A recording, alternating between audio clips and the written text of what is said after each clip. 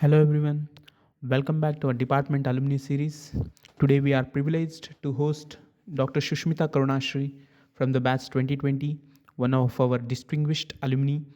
Thank you for taking the time to join us and connect with our community. We are excited to hear about your experiences and the path you have carved since your time here.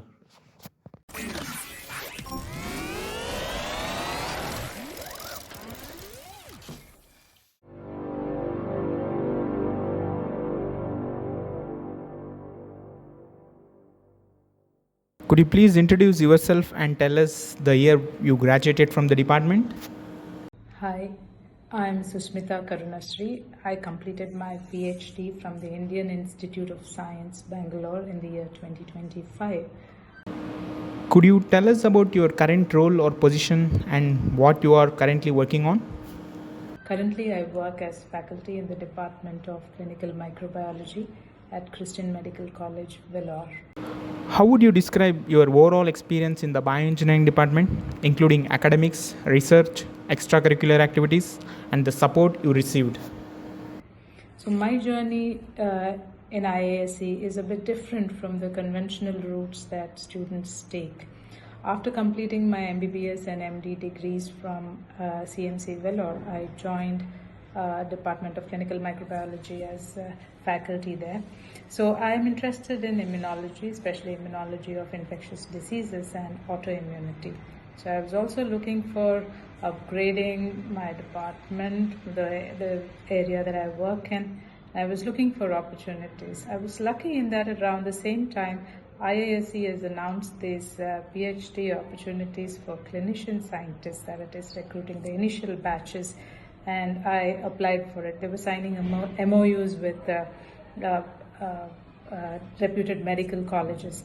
So as part of that, I applied. I went through a series of rounds of interviews, and then I got in. I came to Bangalore after that. So my thesis was on neutrophils.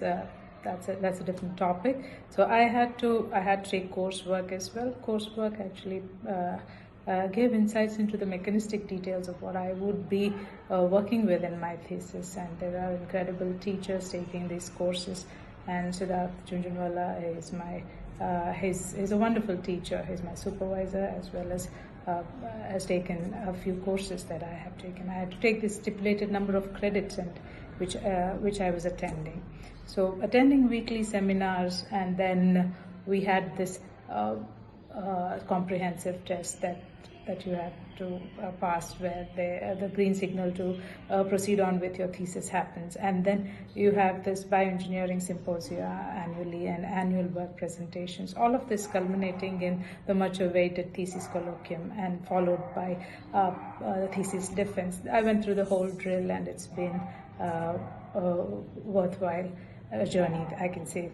Now, since I was on a time-bound mission, I could not take part actively in any extracurricular activities, other than cheering some of my young friends at their game. So on a lighter note, I actually relived my student days, and with a lot of brainy youngsters around me who got me hooked to some funky apps, and then the Gen Z slang, and then some board games. I can say it was a very different experience, which I really cherish. My overall experience is a great one. I have come back now to CMC, rejoined my work with a lot of ideas and techniques, and I wish to implement in my immunology lab. And I envisage us moving into meaningful research dimension in the clinical conditions we encounter. I owe it to my experience in the bioengineering department. Now, about the department, I can say it is an interface between, knowledge and its translation.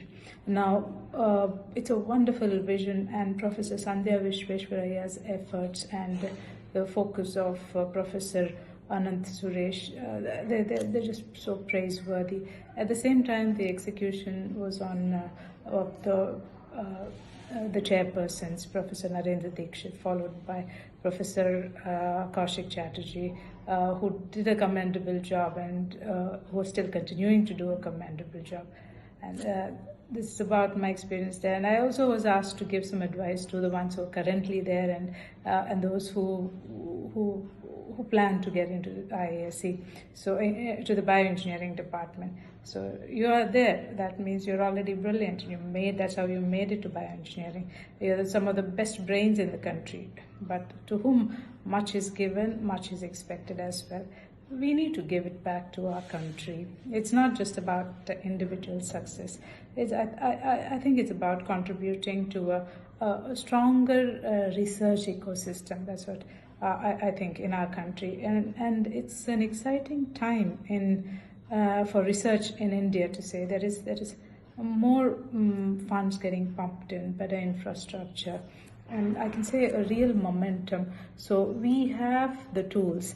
Now we need to take charge, take ownership, and build something meaningful. And if we focus on impactful work, recognition will follow automatically.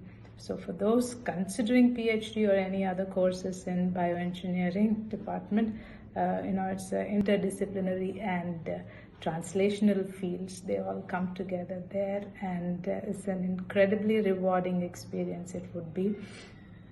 And that's what I'm trying my hand at currently in my workplace. At the same time, PhD is not about being intelligent.